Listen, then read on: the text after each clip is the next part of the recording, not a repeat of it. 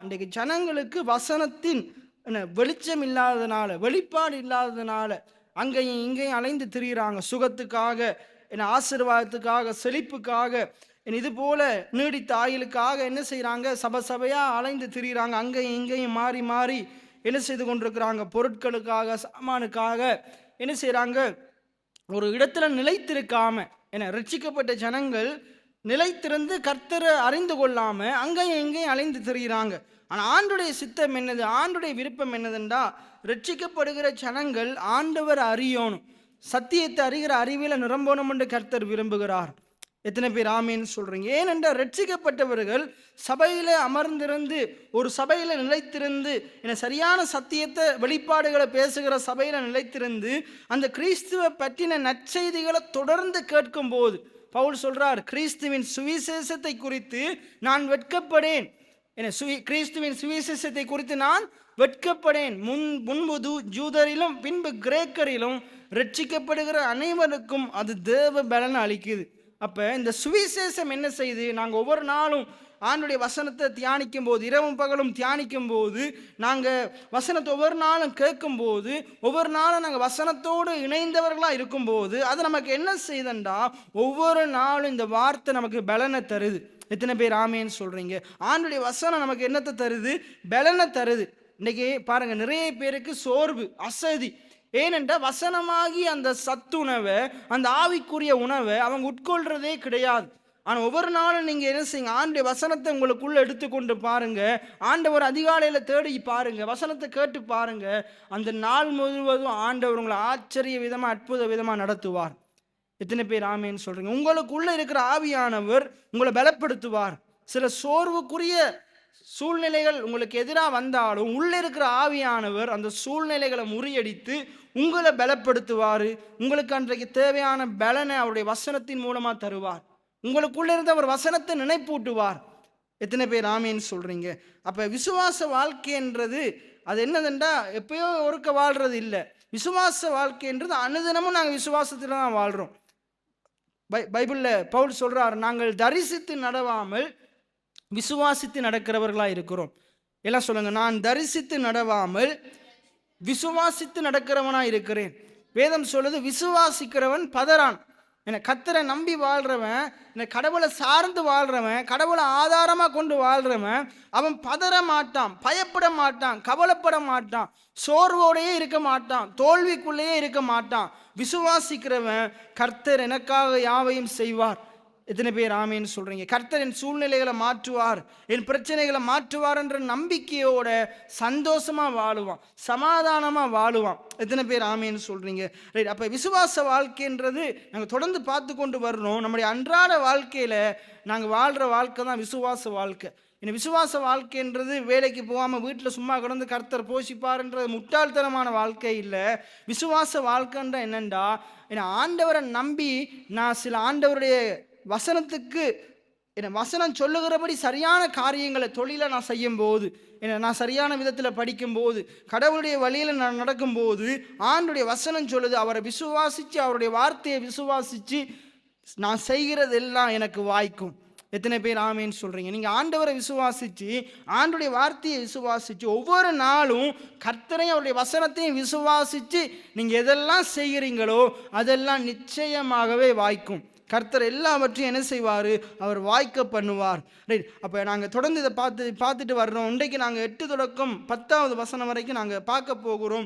8வது வசனம் தொடக்கம் 10வது வசனம் வரைக்கும் நாங்கள் வாசிங்க பாருங்க. விசுவாசத்தினாலே, நான் வாசிக்கிறேன், விசுவாசத்தினாலே ஆபிரகாம் தான் உரிமை சொத்தாக பெறவிருந்த இடத்திற்கு போகும்படி அழைக்கப்பட்ட போது தான் எங்கே போகிறேன் என்று கூட அவர் அறியாதிருந்த போதிலும் கீழ்ப்படிந்து புறப்பட்டார். அப்போ ஆபிரகாம் என்ன செய்தாராம்? இதைத்தான் 2 கிழமையா பார்க்குறோம். இன்றைக்கு நம்ம வேகமாக இதை பார்த்துட்டு அடுத்த 2க்கு போவோம்.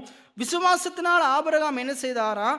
தேவனால் அழைக்கப்பட்ட போது, ஒரு சுதந்திரத்தை ஆண்டவர் ஆயத்தம் பண்ணி வச்சிருக்கிறாரு, அதை பெற்றுக்கொள்றதுக்காக தேவன் ஆபிரகாமை அழைக்கிறார். இன்னைக்கு தேவன் நம்மளையும் என்னத்துக்கு அழைக்கிறாருண்டா, அவர் ஆயத்தம் பண்ணி வைத்திருக்கிறவைகளை சுதந்திரிக்கும்படிக்கு தேவன் நம்மளை அழைக்கிறார். கிறிஸ்தவர்களாகி நாங்கள், ரட்சிக்கப்பட்டவர்களாகி நாங்கள் சுதந்திரிக்கிறவர்களாக இருக்கிறோம். என்ற கர்த்தர் நமக்காக நிறைய காரியங்களை ஆயத்தம் பண்ணி வைத்திருக்கிறார். எத்தனை பேர் ஆமீன்னு சொல்றீங்க? அப்ப ஆபிரகாம் என்ன செய்யறான்? கீழ்ப்படுகிறான். கீழ்ப்படிந்து என்ன செய்யறான்? எங்க போறேன்னு தெரியாட்டியும் அவன் கீழ்ப்படிந்து புறப்பட்டு போறான். இப்ப அவன் எங்க இருந்து எங்க போறான்டா, ஆரான்ல இருந்து எங்க போறான்டா, கானானுக்கு போறான். ஆரான்ல இருந்து எங்க போறான்டா, கானானுக்கு போறான். நான் வேதத்தை வாசிக்கும் போது என்ன, இந்த முறை ஆண்டவர் புதிய ஒரு வெளிப்பாடை தந்தார். இப்ப நம்ம நம்ம நினைச்சு கொண்டிருக்கிறோம், ஆண்டவர் ஆதியாமம் 12ஆம் அதிகாரத்தில் தான் என்ன செய்கிறாரு? ஆபிரகாமுக்கு அழைப்பு கொடுக்கிறார். எங்கே போகணும்? நீ புறப்பட்டு வா, கானானுக்கு வழிக்கிடு என்று ஆண்டவர் என்ன செய்கிறாரு? அழைப்பு கொடுக்கிறாருன்னு நினச்சி கொண்டிருக்கிறோம். ஆனால் நீங்கள் எடுத்துக்கொள்ளுங்க, ஆதியாகமம் 11ஆம் அதிகாரத்தை எடுத்துக்கொள்ளுங்க. ஆதியாமம் 11ஆம் அதிகாரத்திலேயே ஆண்டவர் என்ன செய்கிறாருண்டா, ஆதியாமம் 11ஆம் அதிகாரத்திலேயே ஆண்டவர் என்ன செய்கிறாருன்னா அழைப்பு கொடுக்கிறார். கானானுக்கு புறப்படும்படிக்கு ஆண்டவர் ஆபிரகாமுக்கு என்ன செய்கிறாரு? அழைப்பு கொடுக்கிறார். ஆதியாகமம் 11ஆவது அதிகாரம் அந்த கடைசி ஒரு சில வசனங்கள்ல நீங்க பார்த்தீங்கன்னா, கடைசி 3 வசனங்களை வாசிங்க. ஆதியாகமம் 11ஆவது அதிகாரம். ம் ம் ம்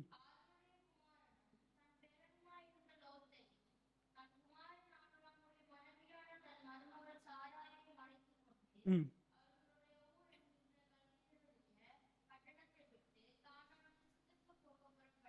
ம்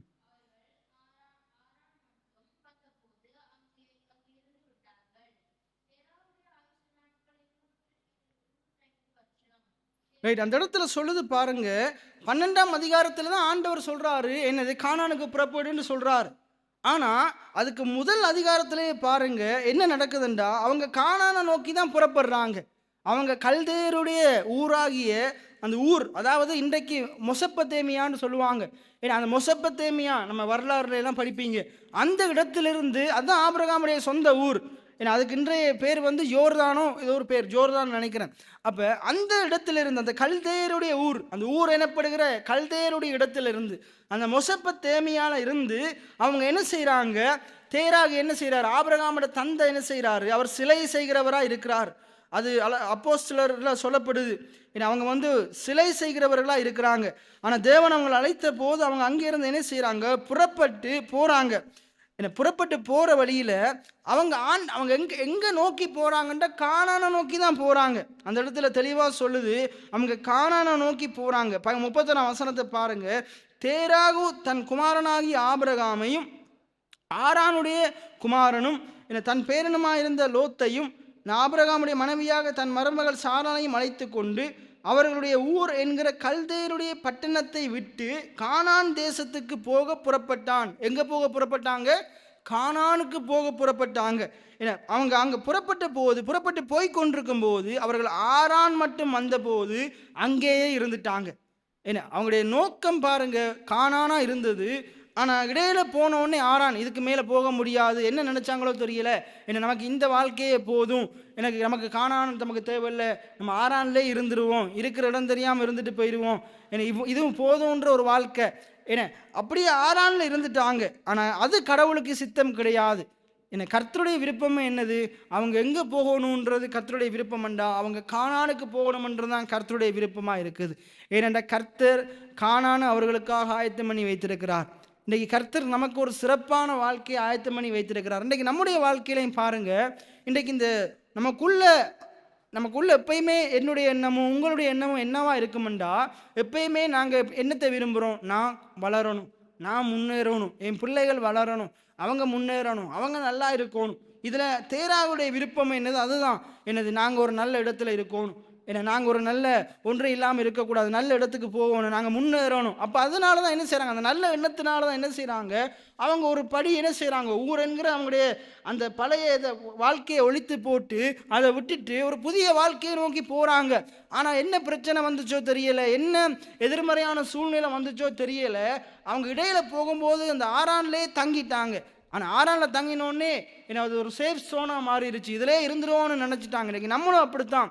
இந்த வாழ்க்கையின் ஆரம்பத்தில் நம்ம நல்லா இருக்கணும், முன்னேறணும். கஷ்டப்பட்டு நாங்கள் இன்றைக்கி ஒரு ஒரு சின்ன தொழிலாக இருந்தாலும் நம்ம அதில் கவனமாக இருந்து நம்ம முன்னேறணும்.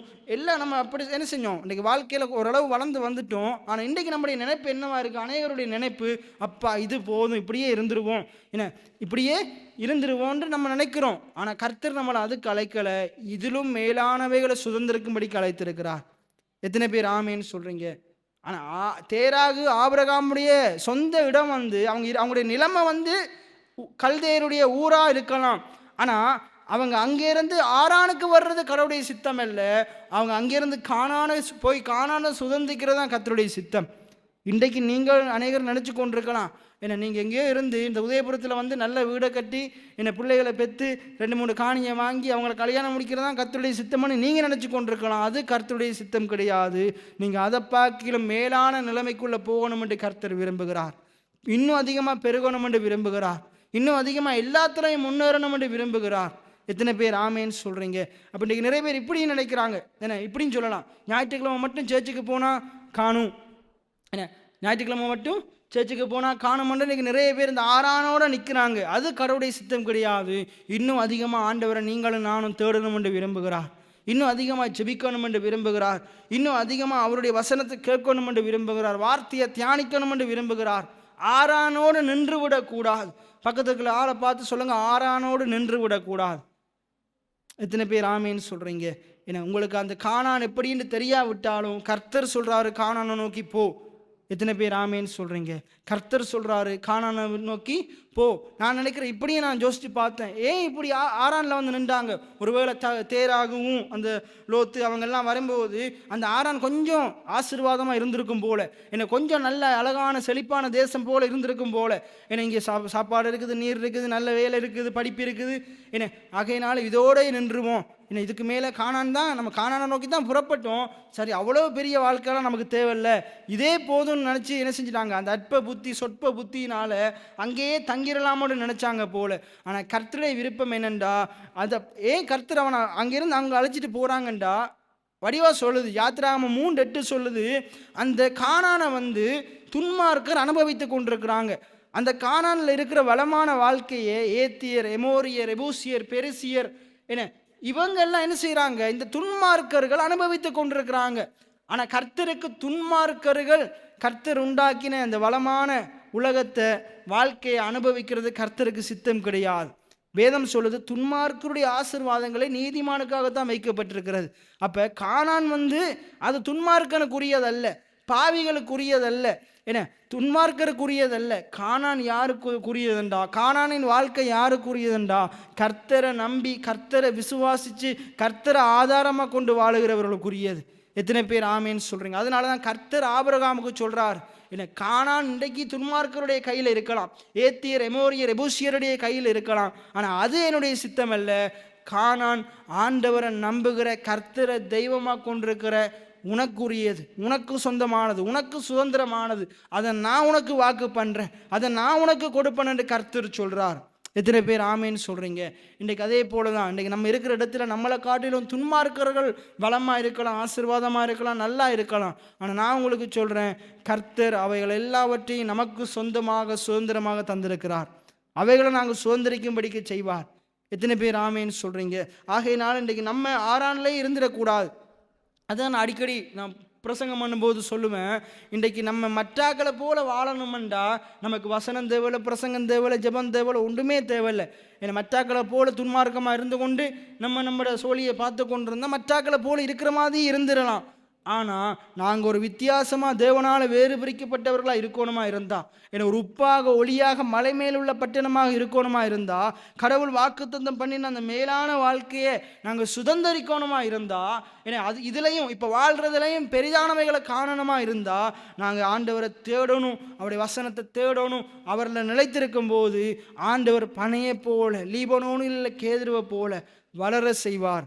எத்தனை பேர் ஆமேன்னு சொல்கிறீங்க? கனி கொடுக்க செய்வார், அநேகருக்கு ஆசீர்வாதமாக வாழ செய்வார். இதுதான் கடவுளுடைய சித்தம். அப்போ இங்கே அழகாக அதை சொல்லப்படுது பாருங்க. அவங்க என்ன செஞ்சிட்டாங்க, ஆரான் மட்டும் அங்கேயே இருந்து விட்டார்கள். இன்றைக்கி நம்மளும் அப்படித்தான், எங்கேயோ இருந்தோம், ஆனால் இன்றைக்கி அதே இடத்துல இருந்துட்டோம். நம்மளோட அநேக விசுவாச பிள்ளைகளும் அப்படித்தான். என்னை இப்படியே வந்து இங்கேயே இப்படியே இருந்துடலாம்னு நினைக்கிறாங்க. ஆனால் நான் உங்களுக்கு சொல்கிறேன், நானும் இங்கே இருக்கிற நீங்களும் இப்படியே வாழ்க்கையில் இருக்கிறது கடவுளுடைய சித்தம் அல்ல. என நீதிமான் பனையை போல செழித்து லீபனோனில் கேதுருவை போல வளருவான். ஒவ்வொரு நாளும் நம்ம வளர்றது மிக முக்கியம். நாங்கள் வளரணும் என்று கர்த்தர் விரும்புகிறார். நாங்கள் பெருகணும் என்று கர்த்தர் விரும்புகிறார். அதான் போன கிழமை ஞாயிற்றுக்கிழமை படித்தோம். என்ன எல்ஷடாய், அந்த தேவன் வந்து சர்வ வல்லமை உள்ளவர். அவர் நம்மை பெருக செய்கிறவராய் இருக்கிறார். ஏன்னா சொல்லுங்க, என் ஆண்டவர் என்னை பெருக செய்கிறவராய் இருக்கிறார். நான் வளருவது கர்த்தருடைய சித்தமாக இருக்கிறது. நான் பெருகுவது கர்த்தருடைய சித்தமாக இருக்கிறது. எத்தனை பேர் ஆமேன்னு சொல்றீங்க? அப்போ இவங்க ஆறான்லேயே நிற்கிறது கடவுளுடைய சித்தம் இல்லை, இவங்க காணான சுதந்திரிக்கிறது தான் கர்த்தருடைய சித்தமாக இருக்குது. அப்போ இவங்க என்ன செய்கிறாங்க? ஆறான்லேயே இருந்துட்டாங்க. அங்கே தேராகோட வயசு எவ்வளவு? 105 வருஷம். தேராக ஆறானிலே மரித்தான்.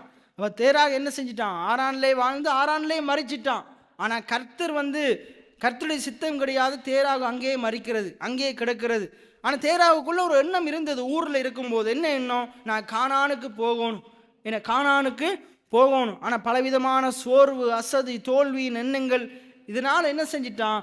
அவன் பாதி தூரத்தில் வரும்போதே இலக்கை அடைய முடியாமல் என்ன செஞ்சிட்டான்? பாதியிலே செத்து போயிட்டான். இந்த அநேக விசுவாசிகளும் இப்படித்தான். ஆரம்பத்தில் என்ன செய்கிறாங்க? விசுவாசம் உடையவர்களா, கடவுள் மேலே நம்பிக்கை உள்ளவர்களா, கர்த்தர் நடத்துவார் போஷிப்பார் என்று வெளிக்கிட்டவர்கள் பாதியில் வந்து ஆறான் போன்ற இடத்துல நின்றுட்டாங்க. என்ன சோர்வு, மனக்கவலை, என்ன எதிர்மறையான காரியங்கள், உலகத்தில் நடக்கிற பலவிதமான என்ன சூழ்நிலைகள், என்ன உலகத்தில் இருக்கிற பாவங்கள், என்ன சிற்றின்பங்கள், மோகங்கள், என்ன பண ஆசை, ஐஸ்வர்யம், மயக்கம், இது போல சொல்லிட்டே போகலாம். இந்த காரியத்தினால என்ன ஆரம்பத்தில் விசுவாசத்தோடு புறப்பட்டவர்கள் இன்றைக்கு இருக்கிறது போடும் என்றோடு என்ன செஞ்சுட்டாங்க? அதே இடத்துல நின்றுட்டாங்க. ஆனால் கர்த்தர் நமக்கு சொல்லுகிற காரியம் என்னென்றா, நீ எதை நோக்கி நான் உன்னை புறப்பட பண்ணினனோ நீ அதை அடைந்த தீரும் வரைக்கும் நான் உன்னை விடுவதும் இல்லை, உன்னை கைவிடுவதும் இல்லை. அதைத்தான் ஆண்டவர் யோசுவாவுக்கு சொல்றார். என்ன, நான் உனக்கு துணை நிற்பேன், நான் உனக்கு முன்னுக்கு போவேன், கோணலானவைகளை செவ்வையாக்குவேன், உனக்கு சொந்தமா உனக்கு வாக்கு பண்ணின தேசத்தை நீ சுதந்திரிக்கும்படிக்க செய்வேன். கர்த்தர் யோசுவாவை திடப்படுத்துறார், பலப்படுத்துறார். ஏனென்றா கர்த்தருக்கு விருப்பம் என்னென்றா, அவனுடைய யோசுவாவினுடைய மூதாதையர் விட்ட பிழையை விடக்கூடாது. யோசுவாவினுடைய மூதாதையர் விட்ட பிழையை விட்டு இவங்களும் என்ன செய்ய? கானானுக்கு போகாமல் மரித்திடக்கூடாது, கானானை சுதந்திரிக்காமல் மரித்திடக்கூடாது. என்ன, இவங்க ஒரு நிறைவான வாழ்க்கையை வாழணும், இவன் சுதந்திரிக்கணும், இவனுக்கு பின்வருகிற சந்ததி அந்த கானானை அனுபவிக்கணும் என்றுதான் கர்த்தருடைய சித்தம். ஆனால் அவனுடைய மூதாதையர் அதை என்ன செய்யலை? கீழ்ப்படியாமல் இல்லை, கடவுளுக்கு பயந்து நடக்கவும் இல்லை, மறுபடி முறுமுறுத்து இருக்கிறது போதும், நாங்கள் எகிப்துக்கு போகிறோம், பின்னானவைகளை பார்த்ததுனால கானானை சுதந்திரிக்கவும் இல்லை, கானானை அனுபவிக்கவும் இல்லை. அதே போல் இன்றைக்கு நம்முடைய வாழ்க்கையிலையும் நாங்கள் இன்றைக்கு இருக்கிற நிலைமை ஆறானே போதும் என்று வாழ்வோமா இருந்தால் கர்த்தர் வைத்திருக்கிற மேலான வாழ்க்கையை சுதந்திரிக்கவும் முடியாது, அனுபவிக்கவும் முடியாது. நம்முடைய சந்ததியும் அந்த வழியில் போகவும் போகாது. ஆனால் கர்த்தர் விரும்புகிறாரு, நான் அதை சுதந்திரிக்கணும் என்று கர்த்தர் விரும்புகிறார், நீங்கள் அதை சுதந்திரிக்கணும் என்று கர்த்தர் விரும்புகிறார். அப்போ 205 வயதில் அவன் என்ன செய்கிறான்? மறிக்கிறான். ஆனால் கர்த்தர் அவன் பாருங்க, தகப்பனாகிய தேராகவும் மறிச்சாலும் கர்த்தர் ஆபிரகாமோடு பேசுகிறார். ஏன்னா கர்த்தர் ஆபிரகாமை நோக்கி, இப்போ கர்த்தர் எங்கே பேசுகிறாரு? ஆபிரகாமோடு பேசுகிறார். நீ உன் தேசத்தையும் உன் இனத்தையும் உன் தகப்பனுடைய வீட்டையும் விட்டு புறப்பட்டு நான் உனக்கு காண்பிக்கும் தேசத்துக்கு போ. என்ன சொல்றாரு பாருங்க. அப்ப நீ உன் தேசத்தையும் உன் இனத்தையும், இப்ப இதை கர்த்தர் ஆபிரகாமுக்கு சொல்லும் போது அவன் எங்கே இருக்கிறான்? ஆரான்ல இருக்கிறான், ஊர்ல இல்ல, ஆரான்ல இருக்கிறான். ஆனா கர்த்தர் ஆபிரகாமுக்கு என்ன சொல்றாரு பாருங்க, நீ உன் தேசத்தையும் உன் இனத்தையும். அந்த அவன் இருக்கிற ஆரான் என்கிற தேசம் வந்து அவங்க பரதேசியா வந்த இடம், தற்காலிகமா இருக்கிற இடம். ஆனா கர்த்தர் என்ன சொல்றாரு? நீ இந்த தேசத்தை, நீ நினைச்சு கொண்டிருக்கிற ஆரான் தான் உன் தேசம் உண்டு. இன்றைக்கு அதே தான் கர்த்தர் உங்களுக்கு சொல்கிறாரு. இன்றைக்கு நீ இன்றைக்கு வாழ்ந்து கொண்டிருக்கிற வாழ்க்கை தான் உன்னுடைய வாழ்க்கைன்னு நீ நினச்சி கொண்டிருக்கிற. இன்றைக்கு நாங்கள் வாழுகிற வாழ்க்கை நம்முடைய வாழ்க்கை அல்ல. கர்த்தர் நமக்காக இதிலும் சிறப்பான மேன்மையான வாழ்க்கையை வைத்திருக்கிறார். எத்தனை பேர் ஆமேன்னு சொல்கிறீங்க? இன்றைக்கு நம்ம அனைவரும் நினைக்கலாம், இதான் நம்முடைய சபை, இதுக்கு மேலே வளர முடியாது. இல்லை, கர்த்தர் நமக்காக இதை பார்க்கல சிறந்த ஒரு திருச்சபையை வைத்திருக்கிறார். எத்தனை பேர் ஆமேன்னு சொல்கிறீங்க? இதை விட பெரிய கட்டடத்தை வச்சிருக்கிறார். எத்தனை பேர் ஆமேன்னு சொல்கிறீங்க? நீங்கள் நினச்சி கொண்டிருக்கலாம், இதான் இந்த வீடு போதும். இல்லை, கர்த்தர் அந்த வீட்டை இன்னும் விசாலமாக்க விரும்புகிறார், இன்னும் விருத்தியடைய செய்ய விரும்புகிறார். இருக்கிறவைகள் பெருகணும் மட்டும் தான் கர்த்தர் விரும்புவார் ஒழிய இருக்கிறது செத்து போகணும் என்று கர்த்தர் விரும்ப மாட்டார், இருக்கிறது இல்லாமல் போகணும் என்று கர்த்தர் விரும்ப மாட்டார். ஏன்னா கர்த்தர் என்னத்தை விரும்புகிறாருண்டா, நீதிமானுடைய வீட்டில் எல்லாம் இருக்கும், நீதிமானுடைய வீடு வந்து நிரம்பி இருக்கும்.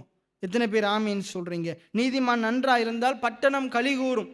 எல்லாம் சொல்லுங்க, நான் நன்றா இருந்தால் இந்த உதயபுரம் நன்றா இருக்கும், இந்த பேசால நன்றா இருக்கும், இந்த மன்னார் நன்றா இருக்கும். எத்தனை பேர் ஆமீன்னு சொல்றீங்க? அப்ப கர்த்தர் ஆபிரகாமுக்கு என்ன சொல்றாரு? எல்லாத்தையும் விட்டு புறப்பட்டு, என்ன உன்னுடைய தேசத்தை, இனத்தை, தகப்பனை விட்டு புறப்பட்டு, என்ன தகப்பன்ற வீட்டை விட்டு புறப்பட்டு நான் உனக்கு காண்பிக்கும் தேசத்துக்கு போ. இப்ப ஆண்டவர் காண்பிக்கிற தேசம் இது. அங்க தேராவு எங்க நோக்கி புறப்பட்டு போனானோ அதே தேசத்தை தான் ஆண்டவர் காட்டுறார். அதே வாழ்க்கையை தான் ஆண்டவர் என்ன செய்யறாரு? காட்டுறார். இன்றைக்கு நம்முடைய வாழ்க்கையிலையும் நம்ம என்ன இன்றைக்கு ஆரம்பம் பண்ணியிருக்கிறோம், தொடங்கி இருக்கிறோம். என்ன நம்ம ஒரு வாழ்க்கையை நோக்கி நம்ம பிளான் பண்ணி இருக்கிறோம். ஏன்னா இத்தனை ஆத்துமாக்கள் இருக்கணும், இந்த ஆலயம் இருக்கு, இப்படி ஆலயம், நம்மளோட ஆலயம் இப்படி இருக்கணும், இந்த ஆலயத்தில் இப்படியெல்லாம் இருக்கணும். ஆனால் இப்போ வந்து கொண்டிருக்கும் போது நிறைய கஷ்டங்கள், பாடுகளை பார்த்துட்டு ஐயோ இதுக்கே இவ்வளோ கஷ்டமாக இருக்குதுன்னு ஆறான்லேயே நின்றக்கூடாது. ஏன்னா சோர்வு வரும், பலவீனம் வரும், கவலை வரும், ஏன்னா எல்லாம் கையில் காசு இருக்காது, எல்லாம் இல்லாமல் போகலாம். ஆனால் நம்ம ஆறான்லேயே நின்று விடக்கூடாது. நம்ம ஆறான்ல இருந்து கொண்டு சொல்லணும், கர்த்தரனையை காணான நோக்கி கொண்டு போவார். எத்தனை பேர் ஆமேன்னு சொல்றீங்க? இன்றைக்கு நான் சொல்றேன், நீங்க ஒருவேளை உங்களுடைய வாழ்க்கை ஆறான் போல இருக்கலாம், நீங்க நினைச்சு கொண்டிருக்கலாம் இங்கேவே இருக்க போறேன், ஏன்னா இதுக்கு மேலான வாழ்க்கைக்கு பின்னால போக முடியாது. நான் உங்களுக்கு சொல்றேன், கர்த்தர் உங்களை சுமந்து கொண்டு போவார். கர்த்தர் காணான சுதந்திரமா உங்களுக்கு தருவார். எத்தனை பேர் ஆமேன்னு சொல்றீங்க? இப்ப கர்த்தர் நமக்காக காணானின் வாழ்க்கையை வைத்திருக்கிறார். அப்போ நாங்கள் அவரை நம்பணும், அவரை விசுவாசிக்கணும், அவருடைய வாக்குத்தத்தத்தை நாங்கள் என்ன செய்யணும்? பிடித்து கொள்ளுகிறவர்களாக இருக்கணும். இப்போ இந்த இடத்துல எபிரேயர் 11:8 தெளிவாக சொல்லுது, ஆபிரகாமுக்கு தெரியாது. என்ன தெரியாது? கானான் எப்படிப்பட்டதுன்னு தெரியாது. ஆனால் தெரியாத போதிலும் அவன் கீழ்ப்படிந்து புறப்பட்டான். இல்லை எங்கள் அப்பா அம்மா இங்கே தான் இருந்தாங்க, இங்கே தான் வீடெல்லாம் கட்டினாங்க, இனி இதுதான் எங்களோட தேசம், என்ன நாங்கள் அப்பயோ இங்கே வந்துட்டோம், இதுதான் எங்களோட தேசம், நாங்கள் இங்கே தான் இருப்போம்னு சொல்லலை. கர்த்தர் ஒரு வார்த்தையை சொல்கிறாரு, என்ன இது உன்னுடைய தேசம் அல்ல, ஏன்னா இது உன்ற தேசம் மட்டும் நீ நினச்சி கொண்டிருக்கிற, உன் தேசத்தை விட்டு புறப்பட்டு போ. அப்படின்னா உன் தேசமா நீ ஆறான நினச்சி கொண்டிருக்கிற, இந்த ஆறானை விட்டு புறப்பட்டு போ. நான் உனக்கு காண்பிக்கிறதா உன்ற தேசம், இது உன்னுடைய தேசம் அல்ல. நான் உனக்காக ஏற்படுத்தி வைத்த வாழ்க்கை தான் உனக்கான வாழ்க்கை, இது உன்னுடைய வாழ்க்கை அல்ல. இன்றைக்கு கர்த்தர் சொல்றாரு, இன்றைக்கு நீ வாழ்ந்து கொண்டிருக்கிற வாழ்க்கை அது உன்னுடைய வாழ்க்கை அல்ல, ஏன்னா அது உனக்கான வாழ்க்கை அல்ல. ஏன்னா இன்றைக்கு உனக்காக நான் மேன்மையான ஒரு வாழ்க்கையை வைத்திருக்கிறேன், நான் உனக்காக ஒரு சிறந்த வாழ்க்கையை வைத்திருக்கிறேன் என்று கர்த்தர் இன்றைக்கு நமக்கு சொல்றார். அப்போ ஆபிரகாம் கீழ்ப்படிந்து புறப்பட்டு போனது போல இன்றைக்கு நாங்களும் கீழ்ப்படிந்து ஆண்டுடைய வசனத்தை பிடித்து கொள்வோமா இருந்தால் ஆண்டவர் இன்னும் மேலான நிலைமைக்குள்ள நம்மளை கொண்டு போவார். எதற்காகன்ற நம்முடைய பேர் பிரஸ்தாபத்துக்காக அல்ல, கர்த்தருடைய நாம மகிமைக்காக, நம்ம அநேகருக்கு ஆசீர்வாதமாக இருக்கும்படியாக, ஏன்னா நம்ம இந்த சுவிசேஷத்தை அநேகருக்கு கொண்டு போகும்படியாக, ஏன்னா நம்ம ஒரு குறையும் இல்லாமல் கடவுளை நம்புகிறவன் பிச்சைக்காரத்தனமாக வாழுவான், கையேந்தி வாழுவான்றதை காட்டாமல் நம்ம அநேகருக்கு ஆசீர்வாதமாக வாழும்படியாக, அதுக்காகத்தான் நம்ம நல்லா இருக்கணும், முன்னேறணும் என்று கர்த்தர் என்ன செய்கிறாரு? விரும்புகிறார், ஆண்டவர் விரும்புகிறார். இப்போ நம்ம எபிரேயர் 11:8 வருவோம். விசுவாசத்தினாலே ஆபிரகாம் தான் உரிமை சொத்தாக பிறவிருந்த இடத்திற்கு போகும்படி தேவனால் அழைக்கப்பட்ட போது, அப்போ ஆரான்லேருந்து தேவன் ஆபிரகாமை கானானுக்கு போகும்படி அழைக்கப்பட்ட போது, அப்போ ஆண்டவர் அழைத்த போது ஆபிரகாமுக்கு ஆரான் மட்டும்தான் தெரியும், ஆரான் தான் அவனுடைய தேசம் நினைத்து கொண்டிருக்கிறான். ஆண்டவர் அழைக்கிறாரு, ஆரானுடைய தேசம் அல்ல, உன் கண்ணுக்கு புலப்படாத கானான் தான் உன்னுடைய தேசம். இன்றைக்கு நீ கண்ணால் பார்த்து கொண்டிருக்கிற இந்த வாழ்க்கை உனக்கான வாழ்க்கை அல்ல, தேவன் உனக்காக நம் மகிமையான வாழ்க்கையை வைத்திருக்கிறார், சிறந்த வாழ்க்கையை வைத்திருக்கிறார். அது உன்ற கண்ணுக்கு இன்றைக்கு தெரியாமல் இருக்கலாம். விசுவாசம் என்றாலே என்னது? காணப்படாதவைகளின் நிச்சயமா இருக்குது. அதான் முதலாவது வசனமே அழகா சொல்லுது, எபிரேயர் 11:1. விசுவாசமானது நம்பப்படுகிறவைகளின் உறுதியும் காணப்படாதவைகளின். அப்ப ஆபிரகாம் காணப்படுகிற ஆறாம் தேசத்தை பார்க்க சொல்லல ஆண்டவர். ஆபிரகாமுக்கு ஆண்டவர் எதை வாக்கு பண்றாரு? காணப்படுகிற ஆறான வாக்கு பண்ணல, ஆண்டவர் எதை வாக்கு பண்றாரு? காணப்படாத காணான வாக்கு பண்றார். ஆபிரகாமுக்கு தெரியாத காணான வாக்கு பண்றார். ஆபிரகாம் நம்பவே முடியாத ஒரு வாழ்க்கையை வாக்கு பண்றார். இன்றைக்கு நான் உங்களுக்கு சொல்லுகிற சில ஏறெடுக்கிற பிரசங்கங்கள் உங்களால் நம்ப முடியாமல் இருக்கலாம். ஆனால் நீங்கள் ஆண்டவரை நம்பிக்கையோடு விசுவாசிப்பீங்களா இருந்தால் நீங்களும் அப்படிப்பட்ட வாழ்க்கையை சுதந்திரித்து கொள்வீங்க. எத்தனை பேர் ஆமேன்னு சொல்கிறீங்க? அப்போ ஆபிரகாம் என்ன செய்கிறான்? அந்த காணப்படாத தேசத்தை, அவன் அறிந்திருக்காத தேசத்தை என்ன செய்கிறான்? கர்த்தர் சொல்லுகிறபடினால, அவருடைய வார்த்தை சொல்லுகிறபடினால அவன் தன்னுடைய விசுவாச கண்களினால் பார்க்குறான். இன்றைக்கி நீங்களும் என்ன செய்யணும்? உங்களுடைய விசுவாச கண்களினால் பார்க்கணும். கர்த்தர் எனக்காக எவைகள் எல்லாம் வைத்திருக்கிறார். அதைத்தான் கொரிந்தியர் 2:9 சொல்லுது. என்ன, எங்களால் கேள்விப்பட்டதை விசுவாசிக்கிறவன் யார்? அது அழகா சொல்லுது, எங்களால் கேள்விப்பட்டதை, அதாவது நாங்கள் பிரசங்கிக்கிறத விசுவாசிக்கிறவன் யார்? அது ஏசாயாலேயே சொல்லப்படுது. ஏசாயா தீர்க்கதரிசி சொல்றார், என்ன, நாங்கள் பிரசங்கிக்கிறதை, எங்களால் கேள்விப்பட்ட சுவிசேஷத்தை விசுவாசிக்கிறவன் யார்? எங்களுக்கோ கிறிஸ்துவின் சிந்தை உண்டாயிருக்கிறது. அப்போ நாங்கள் என்ன, அநேகர் என்ன செய்கிறாங்க, இல்லை இதை விசுவாசிக்கிறாங்க, இல்லை என்ன, கண்ணால் காண்றதை தான் நம்புகிறாங்க. கண்ணால் கண்டாதான் விசுவாசிப்போம் என்று சொல்கிறாங்க. கர்த்தர் எங்களுக்கு தரட்டும், நாங்கள் நம்புகிறோம்னு சொல்கிறாங்க. விசுவாசம்ண்டா கண்ணால் பார்க்கறத நம்புறது இல்லை, கண்ணால் பார்க்க முடியாத நம்புறது தான் விசுவாசம். அதை கர்த்தர் என்னுடைய வாழ்க்கையில் செய்வார்னு நம்புறது தான் விசுவாசம். ஏன்னா விசுவாசமானது காணப்படாதவைகளின் நிச்சயம். இன்றைக்கு நான் உங்களுக்கு பிரசங்கிக்கிற வார்த்தையை உங்களால் கண்ணால் பார்க்க முடியாமல் இருக்கலாம், ஆனால் உங்களுடைய மனக்கண்ணால், விசுவாச கண்களினால் நீங்கள் ஏறெடுத்து பார்க்கும்போது, ஆபிரகாமுக்காக ஈசாக்குக்கு பதிலாக ஆட்டுக்கடாவ அந்த முட்புதரில் ஆயத்தப்படுத்தி சிக்க உண்ட செய்ய பண்ணின ஆண்டவர் உங்களுக்கு தேவையான, நீங்கள் வாழ வேண்டிய அந்த மேன்மையான வாழ்க்கையை கர்த்தர் உங்களுக்காக ஏற்கனவே ஆயத்தம் பண்ணி வைத்திருக்கிறத உங்களோட விசுவாச கண்களால் பார்ப்பீங்க. அதை சுதந்திரித்து கொள்ளுவீங்க. அந்த வாழ்க்கையில் நீங்கள் அகமகிழுவீங்க. என்ன, ஆண்டவர் பாருங்க எவ்வளோ ஒரு அழகான ஒரு திட்டத்தை ஆண்டவர் தீட்டி வைத்திருக்கிறார். அப்போ ஆபிரகாம் என்ன செய்கிறான்? அவன் அறிந்திராத போதிலும் அவன் என்ன செய்கிறான்? ஆண்டுடைய வசனத்துக்கு கீழ்ப்படிந்து அந்த வாழ்க்கையை நோக்கி புறப்பட்டு போகிறான். இன்றைக்கி நம்ம எப்படி புறப்பட்டு போகிறது? இன்றைக்கி நம்ம எப்படி புறப்பட்டு போகிறோம்டா? இன்றைக்கு நம்ம வாழ்கிற வாழ்க்கை அது நல்லது, அதுக்காக ஆண்டவருக்கு சோஸ்திரம் செலுத்தணும், நன்றி செலுத்தணும். ஆனால் நம்ம என்ன செய்யணும்? மேலான சிந்தை உள்ளவங்களாக இருக்கணும். ஏன்னா நீங்கள் ஒவ்வொரு நாளும் சொல்லணும், ஆண்டவரே நீர் எனக்காக இன்னும் சிறந்த வாழ்க்கையை வைத்திருக்கிறீங்க. ஏன்னா நான் இன்றைக்கு இருக்கிற என்னுடைய இந்த வீடுகள், இதுக்குள்ளே இருக்கிற காரியங்கள் எல்லாம் பெருகும், என்ற பிள்ளை நல்லா இருக்கும், என்னுடைய சந்ததி பெருகும். அந்த 112 சங்கீதம் தான் உங்களோட வாழ்க்கை. ஏன்னா கர்த்தர் நீங்கள் எப்படி வாழணும் விரும்புகிறாருண்டா அந்த 112 சங்கீதத்தை முழுமையாக வாசிங்க. 112 சங்கீதம் நான் நிறைய தடவை நான் சொல்லியிருக்கிறேன். முதலாம் வசனம் தொடக்கி நீங்கள் வாசித்து பாருங்கள். அப்போ ஒவ்வொரு நாளும் அதை தான் சொல்லணும். ஏன்னா நான் இப்படி தான் இருப்பேன், இந்த முதலாம் வசனத்தின்படி இருப்பேன், இந்த 112 சங்கீதம் அந்த முதலாம் வசனம் சொல்லுகிறபடி தான் நான் இருப்பேன், என்ற பிள்ளைகள் இருப்பாங்க, என்ன என்ற சபை இருக்கும். இப்படி ஒவ்வொரு நாளும் சொல்லணும். உதாரணத்துக்கு டக்குன்னு 2-3 வசனங்களை நம்ம பார்த்து இங்கே வருவோம். 112 சங்கீதம் என்ன சொல்லுது? கர்த்தருடைய நம்புகிற பிள்ளைகள், கர்த்தரை விசுவாசிக்கிற பிள்ளைகள், என நாங்கள் விசுவாசிக்கிறவர்கள் எப்படி வாழணும் என்று சொல்லுது. அந்த 112 சங்கீதம் 1வது வசனத்தை பாருங்க. அல்லேலூயா, கர்த்தரை நம்புகிற பிள்ளை, கர்த்தரை விசுவாசிக்கிற பிள்ளை எப்பயுமே அவனோட வாயில துதி இருக்கும், எப்பயுமே அவன் அல்லேலூயா சொல்லிகிட்டே தான் இருப்பான். அப்படின்ற தேவனுக்கு மகிமை என்று சொல்லுகிறபடி தான் அவனோட வாழ்க்கை இருக்கும். எத்தனை பேர் ஆமேன்னு சொல்கிறீங்க? ஐயா என்ன ஆண்டவரே என்று குறை சொல்லுகிறவங்களாம் நம்ம இருக்க மாட்டோம். எப்பயுமே நம்மளோட வாயில் என்ன இருக்கும்? அல்லேலூயா தான் இருக்கும். அல்லேலூயாண்டா என்னது? தேவனுக்கே மகிமை. என்ன, தேவனுக்கே மகிமை. எப்பயுமே தேவனுக்கு மகிமை. எப்பயுமே ஆண்டவர் நமக்கு நன்மை தான் செய்கிறார். எத்தனை பேர் ஆமேன்னு சொல்கிறீங்க? அப்போ நம்முடைய வாழ்க்கை எப்படி இருக்குமெண்டா எப்பயுமே தேவனுக்கு மகிமைப்படுத்துகிற வாழ்க்கையாக இருக்கும். யாருடைய வாழ்க்கை? கடவுளை நம்பி விசுவாசித்து வாழ்கிறவனுடைய வாழ்க்கை எப்பயுமே தேவனுக்கு மகிமை செலுத்துகிற வாழ்க்கையாக இருக்கும். எல்லாம் சொல்லுங்கள், என்னுடைய வாழ்க்கை எப்பயுமே எப்பொழுதுமே தேவனுக்கு மகிமையை செலுத்துகிற வாழ்க்கையாக இருக்கும்.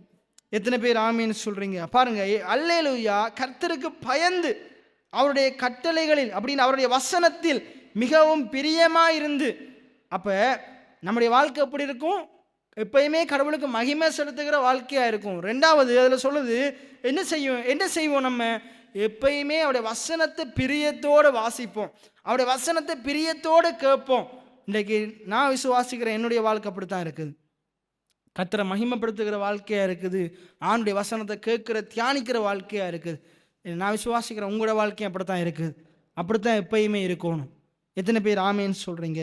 ஏன்னா எப்பயுமே அல்லேலூயா, தேவனுக்கு மகிமை செலுத்துகிற வாழ்க்கையாக இருக்கணும். கடவுளுக்கு பயந்து வாழ்கிற வாழ்க்கையாக நம்முடைய வாழ்க்கை இருக்கும். ஏன்னா மனுஷனுக்கு அல்ல, பிரச்சனைகளுக்கு அல்ல, போராட்டங்கள் இந்த அவமானங்களுக்கு அல்ல, ஏன்னா சூழ்நிலைகளுக்கு அல்ல, கர்த்தருக்கு பயந்த வாழ்க்கையாக இருக்கும். ஏன்னா அடுத்தது கடவுளுடைய வசனத்தில் பிரியமுள்ள வாழ்க்கையாக இருக்கணும். நாங்கள் தேவனுடைய வார்த்தையில் வேரூன்றப்பட்டவர்களாக, வசனத்தில் பிரியமானவர்களாக நாங்கள் இருக்கணும். ஏன்னா அப்படி நம்ம இருக்கும்போது, அப்படி நம்மளோட வாழ்க்கை இருக்கும்போது ஆண்டவர் நம்மளை மேலும் மேலும் ஆசீர்வதிப்பார். பாக்கியவானண்டா என்ன?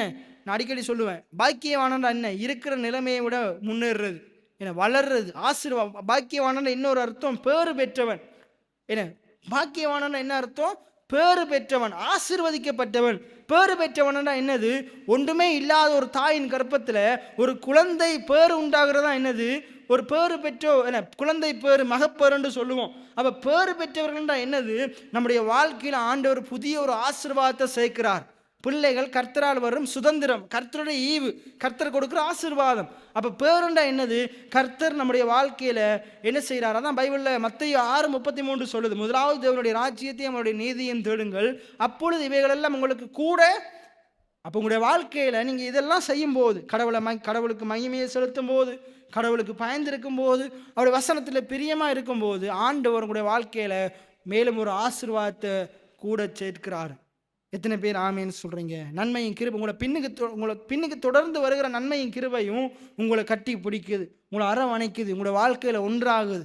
அப்போ நம்ம கடவுளுக்கு பயந்து, கடவுளுடைய வசனத்துக்கு பயந்து, அதில் பிரியமாக இருந்து அவருடைய வழியில் நம்ம நடக்கும்போது, தேவனை மகிமைப்படுத்தி வாழும்போது, இப்படிப்பட்ட ஒரு விசுவாச வாழ்க்கை வாழும்போது, நம்முடைய வாழ்க்கையில் மேலும் மேலும் கடவுளுடைய பேறுகள், ஆசீர்வாதங்கள் நம்மோடு இணைந்து கொண்டே இருக்கும். நமக்கு இருக்கிற ஆசீர்வாதம் இல்லாமல் போகாது.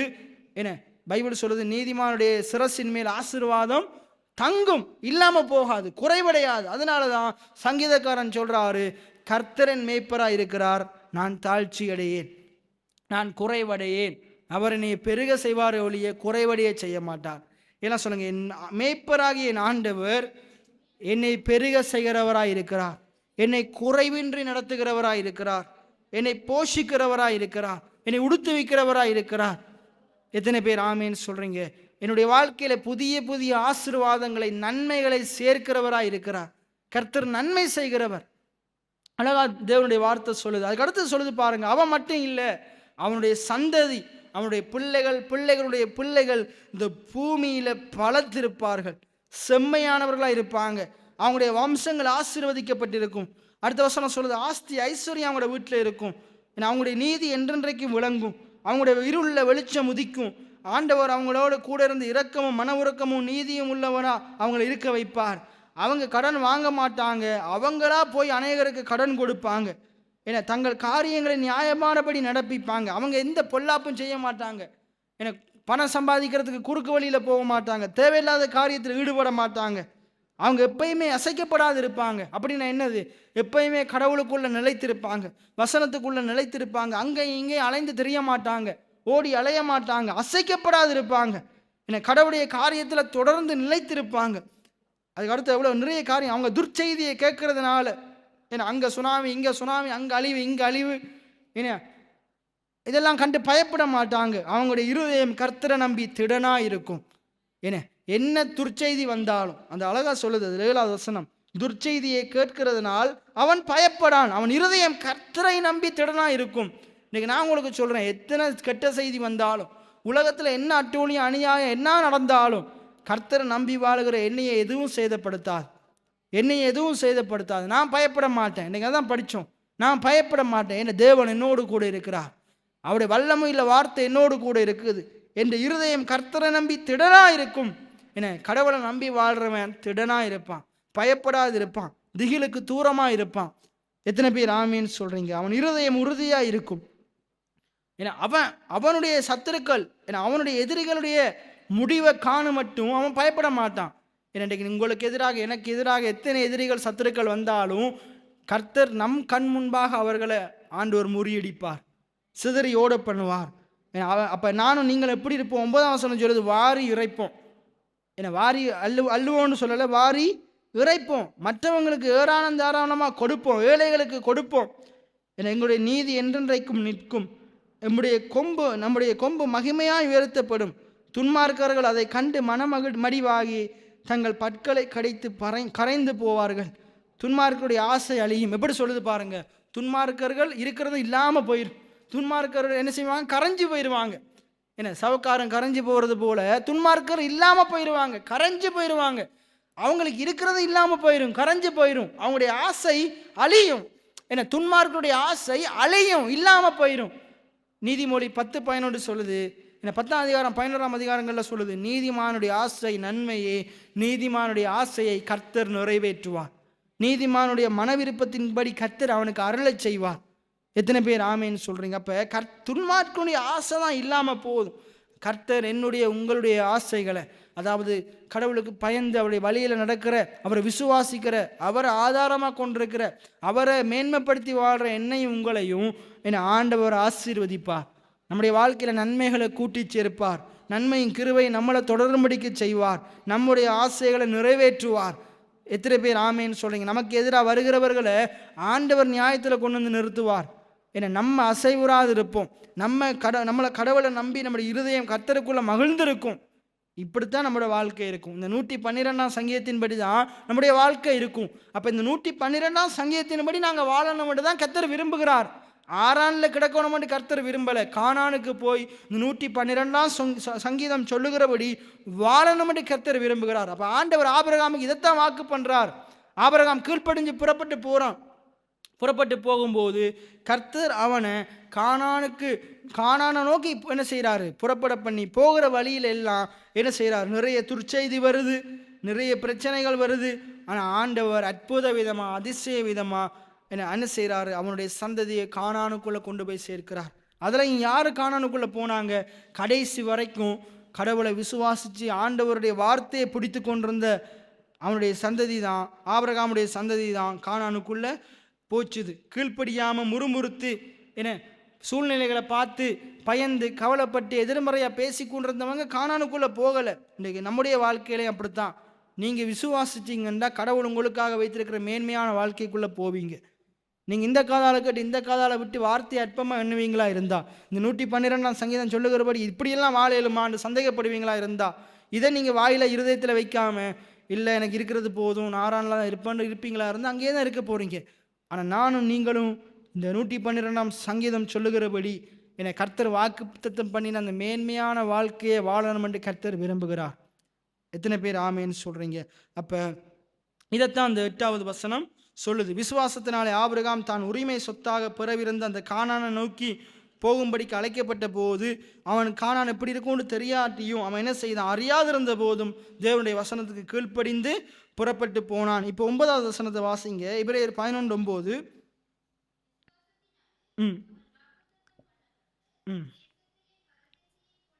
சரி, இப்போ நான் உங்களுக்கு 8வது வசனத்தில் 2-3 காரியத்தை நான் உங்களுக்கு சொல்கிறேன், என்னோடு சேர்ந்து சொல்லுங்க. தேவன் அழைத்த போது ஆபிரகாம் உடனடியாக கீழ்ப்படிந்தான். எல்லாம் சொல்லுங்க. தேவன் அழைத்த போது ஆபிரகாம் உடனடியாக கீழ்ப்படிந்தான். அப்போ நம்ம என்ன செய்யணும்? கடவுள் நம்மோட ஒரு காரியத்தை பேசினாரா இருந்தால் எப்படி கீழ்ப்படியணும்? உடனடியாக கீழ்ப்படியணும். பின்னிட்டு பார்க்காத என்று சொன்னால் பின்னிட்டு பார்க்கக்கூடாது. பின்னுக்கிட்டு பார்த்து 31 ஆயிடுவோம். ஏன்னா அப்படி தான் அங்கே நடந்தது. அதே மாதிரி தான் நம்முடைய வாழ்க்கையில் ஆண்டவர் சொல்லுகிற வழியில் நடக்கணும். ஏன்னா கர்த்தர் அழைத்தா அந்த அழைப்புக்கு செவி கொடுக்கணும். ஏன்னா அப்படித்தான் ஆண்டவர் ஜோனாவை அழைத்தார். ஜோனா என்ன செய்யலை? கீழ்ப்படியலை. அப்போ என்ன நடந்ததுன்னு உங்களுக்கு தெரியும். அதுக்கு அடுத்தது ஆபிரகாம் அவர் இலக்கை முழுமையாக அறியவில்லை, ஆனால் தேவனை அறிந்திருந்தார். எல்லாம் சொல்லுங்க. ஆபிரகாம் கானானை முழுமையாக அறியவில்லை, ஆனால் தேவனை அறிந்திருந்தார். இன்னைக்கு உங்களுடைய வாழ்க்கையிலையும் ஆண்டவர் உங்களுக்காக நியமித்த வாழ்க்கை எப்படி என்று நான் உங்களுக்கு ஓரளவு சொன்னேன். ஆனால் எப்படி இருக்கும்னு முழுமையாக உங்களுக்கு தெரியாது. ஆனால் ஆண்டவர் உங்களுக்கு தெரியும். அந்த நன்மையை கொடுக்குற ஆண்டவர் உங்களுக்கு தெரியும். இன்றைக்கு ஆண்டவர் வாக்குத்தத்தம் பண்ணின ஈசாக்கு எப்படி இருப்பான்னு ஆபிரகாமுக்கு தெரியாமல் இருக்கலாம். ஆனால் ஈசாக்க தருவன் என்று சொன்னவர் ஆபிரகாமுக்கு தெரியும். இன்றைக்கு உங்களுடைய வாழ்க்கையில் சொல்கிறேன், வாக்குத்தத்தம் முக்கியமா வாக்குத்தத்தம் பண்ணினவர் முக்கியமாண்டா யார் முக்கியம்? வாக்குத்தத்தம் பண்ணினவர் தான் முக்கியம். ஆசீர்வாதம் முக்கியமா ஆசீர்வதிக்கிறவர் முக்கியமான எது முக்கியம்?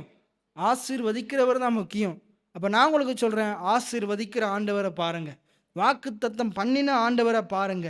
ஏன்னா அவர் வாக்குத்தத்தம் பண்ணினா அது சிறந்ததாக தான் இருக்கும், அது எனக்கு பிரயோஜனமாக தான் இருக்கும், அது மேன்மையானதாக தான் இருக்கும், அது என்ற நினைவை விட அது மேலான நினைவாக தான் இருக்கும். அப்போ முதலாவது என்னது? தேவன் அழைத்த போது ஆபிரகாம் உடனடியாக கீழ்ப்படிந்தான். எல்லாம் சொல்லுங்க. தேவன் அழைத்த போது ஆபிரகாம் உடனடியாக கீழ்ப்படிந்தான். 2வது, ஆபிரகாம் கானானை முழுமையாக அறியாவிட்டாலும் தேவனை அறிந்திருந்தான். அப்போ இன்றைக்கு உங்களுடைய வாழ்க்கையில் நீங்கள் தேவனை அறிந்தால் போதும், அவர் வாக்குத்தத்தம் பண்ணினதெல்லாம் அது உங்களை பின்தொடரும். எத்தனை பேர் ஆமேன்னு சொல்கிறாங்க? நீங்கள் அவரை தேடினா போதும், மிச்செல்லாம் உங்களை தேடி வரும். அடுத்தது மூன்றாவது காரியம் இல்லை, விசுவாசம் என்பது எல்லாவற்றையும் அறிந்த பிறகு நடப்பது அல்ல. என்ன, தேவனுடைய வார்த்தையை நம்பி நடப்பதே விசுவாசம். எல்லாம் சொல்லுங்க. விசுவாசம் என்பது கிதியோன் சொல்லுங்க. விசுவாசம் என்பது எல்லாவற்றையும் அறிந்தபோது நடப்பதல்ல, தேவனுடைய வசனத்தை நம்பி நடப்பது. ஏன்னா உங்களுக்கு எல்லாம் டீட்டெயிலாக தெரிஞ்ச பிறகு நடக்கிறது விசுவாசம் அல்ல. என்ன, டீட்டெயிலாக தெரிஞ்ச பிறகு நடக்கிறது விசுவாசம் அல்ல. விசுவாசம் என்றால் என்னது? கர்த்தர் சொன்னார்ன்றதை நம்பி நடக்கிறது, கர்த்தர் சொன்ன வார்த்தையை நம்பி நடக்கிறது. என்ன, இப்போ நீங்கள் என்ன செய்றீங்க? ஒரு ஆள்கிட்ட போயிட்டு கேட்குறீங்க, அவர் என்ன செய்கிறார்? இப்போ நீங்கள் என்னட்ட வந்து கேட்குறீங்க, என்ன பினகாஸ் நீங்கள் இந்த நடுக்குடாவால் போயிட்டு இப்படி போனால் தலைமன்னாருக்கு கெரிய போயிடலாமா, இல்லாட்டி தலைமன்னார் ரோட்டால் போனால் கெரிய போயிடலாமா? என்ன, அப்போ இதில் உங்களை நீங்கள் ஒரு 10 பேர்கிட்ட கேட்டுட்டீங்க, அந்த 10 பேர் சொல்கிறாங்க நீங்கள் தலைமன்னார் ரோட்டால் போனால் என்ன செஞ்சிடலாம்? கெரிய போயிடலாம். ஏன்னா, ஆனால் நீங்கள் என்னையே நம்புறீங்களா இருந்தா என்ற வார்த்தையை நம்புவீங்க, நான் சொல்கிறத கேட்பீங்க. அப்போ நான் சொல்கிறேன், இல்லை நீங்கள் இந்த நடுக்குடா ரோட்டால் போயிட்டு போனால் தான் கெரிய போயிடுவீங்க நான் சொல்கிறேன். அப்போ விசுவாசம்ன்றது என்னது? இதுதான் விசுவாசம். என்னது? என்னையே நம்புவீங்களா இருந்தா நான் சொன்ன வார்த்தையையும் நம்பி, அது 10 பேர் அதுக்கு மாறா சொன்னாலும் அதை நீங்கள் கணக்கே எடுக்க மாட்டீங்க. அதே போல தான் என்ன விசுவாசம் என்பது. மற்றது எப்படி நீங்கள் போய் சேர்ந்துட்டு நீங்கள் சொன்னது உண்மை பினகாசம் சொல்கிறது இல்லை, என்ன போயிட்டு இல்லை, அதுக்கு முன்னதாகவே நான் சொல்கிறத விசுவாசிச்சு இல்லை, நிச்சயமாக இதால் போனால் கெரிய போயிடலாம்னு போகிறது தான் என்னது? விசுவாசம். இப்போ விசுவாசம் என்றது என்னது? எல்லாவற்றையும் அறிந்த பிறகு நடப்பது விசுவாசம் அல்ல. கானானுக்குள்ளே போய் பார்த்துட்டு சொல்கிறது விசுவாசம் அல்ல. அங்கே 10 பேர் கானானுக்குள்ளே போனாங்க, சுற்றி பார்த்தாங்க, ஆனால் அவங்க பாருங்கள் என்னத்தை பேசுகிறாங்க? அவிசுவாசத்தை தான் பேசுகிறாங்க. விசுவாசம்ன்றது என்னது? கடவுள் சொன்ன வார்த்தை, அதை நம்பி பேசின காலேப் யோசுவா போல பேசுகிறது தான் விசுவாசம். அப்போ எல்லாம் சொல்லுங்கள். விசுவாசம் என்பது எல்லாவற்றையும் அறிந்த பிறகு நடப்பது அல்ல, தேவனுடைய வசனத்தை நம்பி நடப்பது. அப்போ உங்களுடைய வாழ்க்கையில் நீங்கள் விசுவாச வாழ்க்கை வாழ்கிறீங்களா? தேவன் ஒரு வார்த்தையை சொன்னால் அதை நம்பி நீங்கள் அதன்படி பேசுகிறீங்களா? அதன்படி அறிக்கை செய்கிறீங்களா? அதன் வழியில் நடக்கிறீங்களா? அதுதான் உண்மையான விசுவாச வாழ்க்கை.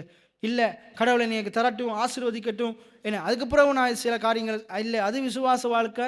கர்த்தர் சொன்னால் அதை செய்யுங்க, மிச்சத்தை கர்த்தர் பார்த்து கொள்ளுவார். எத்தனை பேர் ஆமேன்னு சொல்கிறீங்க? அதுக்கு அடுத்தது உண்மையான விசுவாசம். எல்லாம் என்னோட சேர்ந்து சொல்லுங்க. உண்மையான விசுவாசம் ஏன் என்று கேட்பதை மறுக்கிறது. என்ன, ஆண்டவர் ஒரு வார்த்தையை சொல்லிட்டா ஏன் செய்யணும், எதுக்கு செய்யணும், எப்படி செய்யணும், அதெல்லாம் என்ன செய்யாது? கேட்காது, கேள்வி கேட்காது. ஏன்னா அது இப்போ பாருங்கள், ஒரு அம்மா வந்து ஒவ்வொரு நாளும் பிள்ளைக்கு சாப்பாடு போட்டு கொடுக்குறாங்க. அப்போ பிள்ளை ஒரு நாள் போய் கேட்குதா, நஞ்சு கலந்துருக்கிறீங்களா, இதில் உப்பு போட்டிருக்கிறீங்களா, சீனி போட்டிருக்கிறீங்களா, அதெல்லாம் யோசிக்கிறது கிடையாது. என்ன, போகிறீங்க, எடுக்கிறீங்க, சாப்பிட்றீங்க, எடுக்கிறீங்க. அது அம்மாவையும் அப்பா பெற்றோரை நம்புறதுனால கேள்வி கேட்கறது கிடையாது. இதில் என்ன இருக்குது, என்ன கலந்துருக்குதெல்லாம் கேட்கறது கிடையாது. எவ்வளோ சுகர் போட்டிருக்கீங்கலாம் கேட்கறது கிடையாது. இன்றைக்கு அப்பாவுக்கு சுகர் பேஷண்ட்டாக இருந்தாலும் அம்மாவுக்கு அளவாக என்ன செய்வாங்க? அப்பாவுக்கு சீனியை குறைச்சி வடிவை கொடுப்பாங்க. அப்போ ஒரு நாள் என்ன செய்ய தேவையில்லை, அவர் ஆஃபீஸ்லையோ வேலை செய்கிற இடத்துலையோ மற்றவர்கள வீட்டை போகும்போது சீனியை குறைச்சி போடுங்கன்னு சொல்கிற மாதிரி வீட்டில் அம்மாட்ட என்ன செய்ய தேவையில்லை, சீனியை குறைச்சி போடுங்கன்னு சொல்ல தேவையில்லை. அம்மா டீயை ஊற்றி கையில் கொண்டா அவர் என்ன செய்யலாம்? தாராளமாக என்ன செய்யலாம்? நம்பி எடுத்து குடிக்கலாம். உண்மையான விசுவாசம்ன்றது அதுதான். ஏன், எதுக்கு, எப்படி, இதில் அது இருக்கா, இது இருக்கான்லாம் கேள்வி கேட்காது, அது கீழ்ப்படியும். எத்தனை பேர் ஆமேன்னு சொல்கிறீங்க? என்னோட சேர்ந்து சொல்லுங்க. உண்மையான விசுவாசம் ஏன் என்று கேட்பதை விட ஆம் ஆண்டவரே என்று கீழ்ப்படுகிறது. அப்போ உண்மையான விசுவாசம் ஏன் என்று கேள்வி கேட்காது, ஆம் ஆண்டவர் என்று கீழ்ப்படியும். இப்போ நான் சத்தியங்களை பேசும்போது, வார்த்தைகளை பேசும்போது என்ன செய்யணும்? உம்மண்டும் இருக்கக்கூடாது, என்ன செய்யக்கூடாது, ஏனொன்றும் கேள்வி கேட்கக்கூடாது. அது ஆண்டுடைய வாயிலேருந்து வருகிற வார்த்தை நீங்கள் விசுவாசிச்சா உங்களோட வாயிலேருந்து ஆமேன் என்று வரும். எத்தனை பேர் ஆமேன்னு சொல்கிறீங்க? ஆமே நான் விசுவாசிக்கிறேன்னு வரும். நீங்கள் ஆப்பிரிக்கா நாடுகள் பார்த்தீங்கன்னா எலும்பி நின்று கை தட்டுவாங்க, விசுவாசிப்பாங்க, துள்ளி குதிப்பாங்க வசனத்தை கேட்கும்போது. அது பார்க்கவே ஆச்சரியமாக இருக்கும். அவங்களோட விசுவாசம் அப்படிப்பட்டதாக இருக்குது, அது தேவகரமான விசுவாசமாக இருக்குது. அப்படிப்பட்ட விசுவாசம் தான் மலைகளை பேருக்கும். சரி, அடுத்து நாங்கள் வேகமாக 11:9 வசனம், 11ஆம் அதிகாரம் 9வது வசனத்துக்கு போவோம். ரைட், இப்போ வேகமாக சொல்லுங்க. அப்போ இந்த 4 நான் இப்போ சொன்ன 4 காரியத்தையும், ஏன்னா முதலாவது விசுவாசத்தை நான் என்ன போயின்னு சொன்னேன், இப்போ 4 போயின்னு சொன்னேன். தேவன் அழைத்த போது ஆபிரகாம் என்ன செய்தான்? உடனடியாக கீழ்ப்படிந்தான். என்ன சொல்லுங்க? தேவன் அழைத்த போது உண்மையான விசுவாசம் உடனடியாக கீழ்ப்படியும். இரண்டாவது, இலக்கை முழுமையாக அறியாவிட்டாலும், சொல்லுங்க, இலக்கை முழுமையாக அறியாவிட்டாலும் தேவனை அறிந்திருந்தார். ஆபிரகாம் என்ன செய்யல? கானான முழுமையா ஆபிரகாமுக்கு தெரியலாட்டியும் கானான தருவன் என்று வாக்கு பண்ணின ஆண்டவர் ஆபிரகாம் அறிந்திருந்தான். எத்தனை பேர் ஆமேன்னு சொல்றீங்க? மூன்றாவது காரியம் என்ன? எல்லாவற்றையும் அறிந்த பிறகு எல்லாவற்றையும் அறிந்த பிறகு நடப்பது விசுவாசம் அல்ல, கடவுளுடைய வசனத்தை நம்பி நடக்கிறதா விசுவாசம். என்ன சொல்லுங்க? எல்லாவற்றையும் அறிந்த பிறகு நடப்பது அல்ல, தேவனுடைய வசனத்தை நம்பி நடப்பதே விசுவாசம். எத்தனை பேருக்கு விளங்கிச்சு? மூன்றாவது காரியம். கடைசி காரியம், நாலாவது காரியம், உண்மையான விசுவாசம் என்ன செய்யாது? ஏனென்று கேள்வி கேட்காது. மாறா என்ன செய்யும்? ஆமாண்டவரே நான் என்று கீழ்ப்படியும். எல்லாம் சொல்லுங்க, உண்மையான விசுவாசம் ஏனென்று கேள்வி கேட்காது, ஆமாண்டவரே கீழ்ப்படுகிறேன் என்று என்ன செய்யும்? கீழ்ப்படுகிறதா இருக்கும். எத்தனை பேர் ஆமேன்னு சொல்றீங்க? அடுத்தது எபிரேயர் 11ஆம் அதிகாரம் 9வது வசனத்தை வாசிங்க.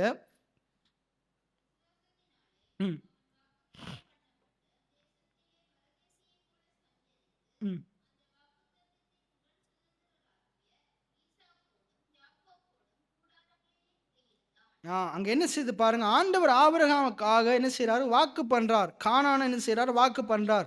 இப்ப ஆபிரகாம் கானானுக்கு போயிட்டு என்ன செய்யறாரு? அங்க சொல்லுது பாருங்க, வாக்குத்தத்தம் செய்யப்பட்ட தேசத்திலே பரதேசியை போல, ஒரு அந்நியனை போல, ஒரு வெளிநாட்டுக்காரனை போல.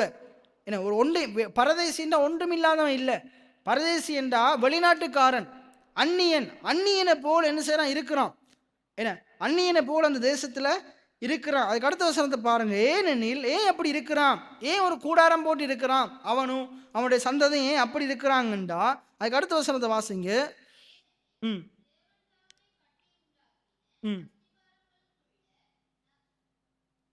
அந்த ரைட் அங்க சொல்லுது பாருங்க, அவன் ஏனெனில் தேவன் அவனுக்காக அஸ்திரம்பாடம் வெட்டி கட்டின அந்த நகரத்துக்காக காத்திருந்தான். அதுல ஆங்கில பைபிள்ல தெளிவா சொல்லுது, ஆண்டவர் அவனுக்காக என்ன செய்தாராம்? சிறந்த அஸ்திபாரத்தை இட்டு ஒரு சிறந்த நகரத்தை கட்டி கொண்டிருந்தாராம். எத்தனை பேர் ஆமேன்னு சொல்றீங்க? நான் உங்களுக்கு சொல்றேன், கர்த்தர் நமக்காக ஒரு காரியத்தை வாக்கு பண்ணி இருந்தா அது நல்ல அஸ்திபாரம் இடப்பட்டதா இருக்கும், அது உறுதியானதா இருக்கும், அது அழியாததா இருக்கும், அது நித்தியமானதா இருக்கும். கர்த்தர் நமக்காக ஆயத்தம் பண்ணுகிற எதுவுமே தற்காலிகமானது அல்ல, அது நிரந்தரமானது. கர்த்தர் நமக்காக கொடுக்கிற நன்மைகள், ஆசீர்வாதங்கள் தற்காலிகமானதல்ல, அது நிரந்தரமானது. என்ன அப்போ இந்த எபிரேயர் 11ஆம் அதிகாரத்தில் என்ன சொல்லுதுண்டா, விசுவாசத்தினாலே வாக்குத்தத்தம் செய்யப்பட்ட அந்த தேசத்திலே ஒரு பரதேசியை போல, ஒரு அந்நியனை போல, ஏன்னா அங்கே அந்த தேசத்துக்கு அவன் போன போது அவனும் அவனுடைய ஈசாக்கும் யாக்கோப்பும் ஒரு கூடாரத்தில், ஒரு டெண்டில் தங்கி இருந்தாங்க. அவங்க ஒரு கட்டிடம் கட்டலை. ஏன் கட்டிடம் கட்டலைன்னா அதுக்கு நிறைய அர்த்தங்கள் இருக்குது. ஏன்னா அதில் நிறைய அர்த்தங்கள் இருக்குது. அதுக்கு நான் உங்களுக்கு ஒரு 4-5 அர்த்தம் உங்களுக்கு சொல்கிறேன், எல்லாம் என்னோட சேர்ந்து சொல்லுங்க. வாக்குத்தத்த தேசத்தில் இருந்தாலும் ஆபிரகாம் நிரந்தர வீடு கட்டவில்லை, கூடாரத்திலேயே வாழ்ந்தார். இது என்னத்தை குறிக்கிறதுண்டா, முதலாவது இந்த உலகம் நம்முடைய நிரந்தரமான இருப்பிடம் அல்ல. இந்த உலகம் நம்முடைய நிரந்தரமான இருப்பிடம் அல்ல. ஏனென்றால் நாங்கள் தேவனுடைய ராஜ்யத்துக்குரியவர்களாக இருக்கிறோம், தேவனுடைய பிள்ளைகளாக இருக்கிறோம். இந்த உலகம் நமக்கு சொந்தமாக தான் தேவன் கொடுத்திருக்கிறார், நமக்கு சுதந்திரமாக தான் கொடுத்திருக்கிறார். ஆனால் நம்முடைய இதை விட நமக்குரியது எதுண்டா, தேவனுடைய ராஜ்யம், தேவன் நமக்காக ஆயத்தமனின நித்திய வீடு. எத்தனை பேர் ஆமேன்னு சொல்றீங்க? அதுக்கடுத்து என்னோட சேர்ந்து சொல்லுங்க, தேவனுடைய வாக்குறுதியை பெற்றிருந்தாலும் அதை நிறைவேற்றும் தேவனுடைய காலத்திற்காக பொறுமையுடன் காத்திருந்தார். அப்ப நம்முடைய வாழ்க்கையில தேவனுடைய வாக்குத்தத்தம் நிறைவேறும்படிக்கு நாங்கள் என்ன செய்யணும்? பொறுமையுடன் காத்திருக்கணும். அடுத்தது எல்லாம் சொல்லுங்க, விசுவாசம் காத்திருப்பதையும் தேவனுடைய நேரத்தை நம்புவதையும் கற்றுக் கொடுக்கிறது. அப்ப விசுவாசிக்கிறவங்க எப்படி இருக்கணும்டா, தேவன் எனக்காக எல்லாம் செய்வார், ஆனா ஒரு ஏற்ற நேரத்தில் தான் செய்வார். பைபிள் சொல்லுது, ஏற்ற நேரத்தில் அவர் நம்மை உயர்த்தும்படி அவருடைய பலத்த கைகளுக்குள் நாங்கள் அவருடைய கைகளுக்குள்ள சித்தத்துக்குள் அடங்கி இருக்கும்போது கர்த்தர் ஏற்ற வேளையில் அவர் தம்முடைய கிரியைகளை நடப்பிப்பார். எத்தனை பேர் ஆமேன்னு சொல்றீங்க? அவர் நம்மளை உயர்த்துவார். அப்போ நம்ம கர்த்தரை நம்பி என்ன செய்யணும்? கர்த்தர் உயர்த்துகிற நேரத்துக்காக தாழ்மையோடு பொறுமையோடு காத்திருக்கும் போது கர்த்தர் ஏற்ற வேளையில் உயர்த்துவார். ஏன்னா இதில் இன்னொரு காரியம் இருக்குது, என்னோட சேர்ந்து சொல்லுங்க. ஆபிரகாமின் பார்வை பூமிக்குரிய ஆசீர்வாதங்களில் மட்டுமல்ல, தேவன் ஆயத்தப்படுத்திய நித்திய நகரத்தின் மேல் இருந்தது. பாருங்க, ஆண்டவர் எவ்வளவு இந்த பூமிக்குரிய காரியங்களை வாக்குத்தத்தம் பண்ணினாலும், இன்றைக்கு நமக்கும் நிறைய 10,000 ஆத்துமாக்களை தருவேன் என்ன நிறைய வாக்குத்தத்தம் பண்ணியிருக்கலாம். இந்த பூமிக்குரிய வாக்குத்தத்தங்களை பண்ணியிருக்கிறார். ஆண்டவர் இந்த பூமிக்குரிய நிலையில நம்மளை ஐஸ்வர்யத்தை தர்றாரு, சுகத்தை தர்றாரு, எல்லாம் தர்றாரு. நான் என்ன சொல்றேன்டா, இதெல்லாம் நிறைய பேர் தீமை என்று சொல்றாங்க. ஏன்னா ஆசீர்வாதம் செழிப்பு தீமை, இது தப்புலாம் சொல்றாங்க. இல்லை, அதெல்லாம் நல்லது, அதெல்லாம் கர்த்தர் தர்றார். ஆனா நம்முடைய கண் இவைகளின் மேல் இருக்கக்கூடாது. என்ன எங்க இருக்கணும்டா? கர்த்தர் மேல் இருக்கணும். நம்முடைய நம்பிக்கை இவைகளின் மேல் இருக்கக்கூடாது, இந்த பணம் ஐஸ்வர்யத்தின் மேல் இருக்கக்கூடாது, கர்த்தர் மேல் இருக்கணும். அதே மாதிரி ஆபிரகாமுடைய பார்வை கர்த்தர் கொடுத்த அந்த பூமிக்குரிய ஆசீர்வாதத்தின் மீது அல்ல, தேவனுடைய நித்திய வீட்டின் மேல் இருக்குது. இன்றைக்கு உங்களுடைய பார்வை எங்கே இருக்குது? எங்கே இருக்குது? தேவனுடைய நித்திய வீட்டின் மேல் இருக்குதா? அவரோடு கூட எப்பயும் நான் வாழ போறேனே அந்த வாழ்க்கையின் மீது இருக்குதா? எத்தனை பேர் ஆமைன்னு சொல்றீங்க?